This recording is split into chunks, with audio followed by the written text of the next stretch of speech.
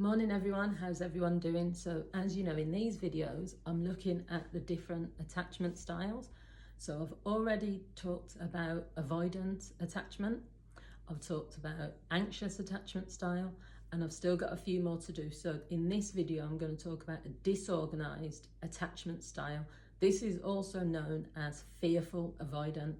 So it's different from an avoidant attachment. So someone with an avoidant attachment, which you can watch in the other video, is where they actively avoid being in relationships, but it's because they really want to be in a relationship, but they're scared of the idea of someone like falling in love with them. They don't have trust, and so they avoid anything that becomes too close, anything that becomes close to someone, either saying that they love them or when they feel like they're falling in love with someone.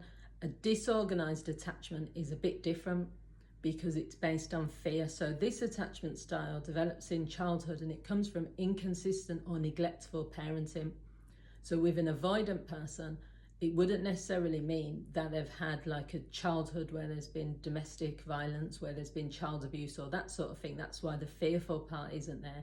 It's more of an avoidant attachment person might have just been neglected, or maybe their parent was just traveling a lot, or maybe their parent was always working and that sort of thing. So there was no fear attached to that. It was just more of they saw it as being, what's the point in relying on other people? What's the point in investing in relationships? Whereas a fearful avoidant person, there's probably been child abuse, trauma, neglect, just instability within the family. There's been a lot of probably chaos. And it also says, like, if someone has grown up in an environment where there's been domestic violence, that person, that child, has had to learn survival skills. You know, when they hear their mum and dad arguing and they feel really scared, there's nothing they can do. They can't go out there and stop their mum and dad from arguing, so they've had to use different methods. So it might be putting the music up really loud, it might be staying over at another person's house and that sort of thing.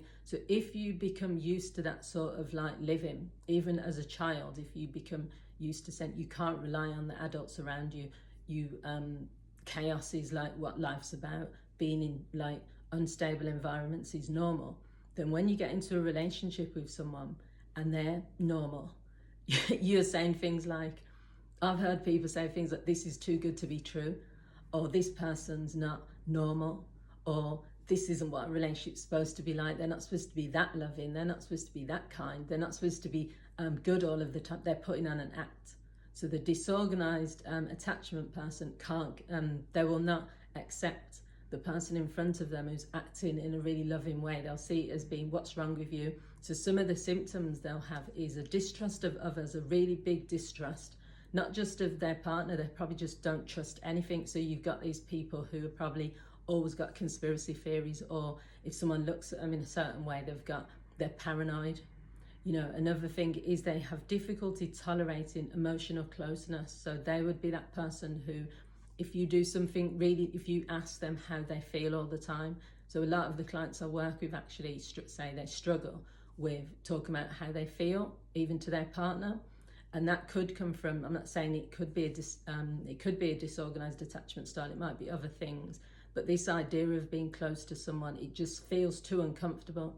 And that's because what they've witnessed in their childhood has been the opposite. If your parent has even kind of has always been telling you, go away, you know, I'm working, or leave me alone, I've got other things to deal with, or you're not important, then you're not going to believe that when you're in a relationship with another person that's telling you you're important.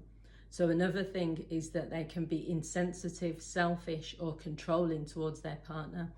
So this is as a result of what they think is the best way to be in their relationship. If they're controlling, it means that that person can't hurt them. If they're selfish, it means that they don't have to think about their partner. There's lots of clients I've worked with where they've said things like their partner might go and buy food for themselves and come home and not ask their partner, do you want some? I've been in a relationship with someone actually once. It wasn't a relationship, I was just seeing this guy.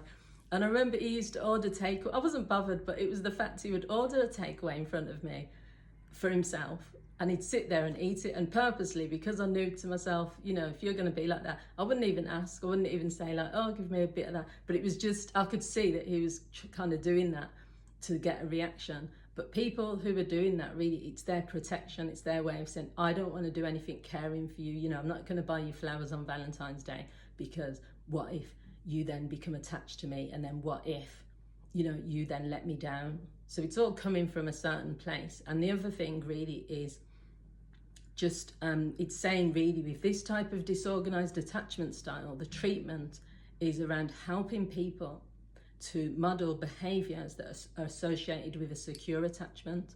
So if someone goes to counselling, it's a way of them really exploring this, of the roots of it. Lots of people are walking around and they're behaving in a particular way and they don't know why. And so if you can get to the origins or the roots of why your behaviour is a particular way, you can then decide. You might say, I'm fine like this, I'm fine not getting close to anyone, I'm fine not trusting anyone. It's not the counsellor's role to say to you, you need to change your behaviour.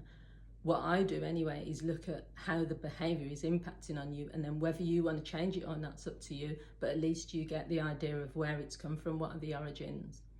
So thanks for watching, and I hope you found this video useful. You can watch the other videos which I've already talked about, anxious attachment style, and what's the other one I've done? I've done anxious attachment style, and I think I've done avoidant. And so this is disorganized attachment, and the final one I'll be looking at is a secure attachment. Thanks for watching. Bye.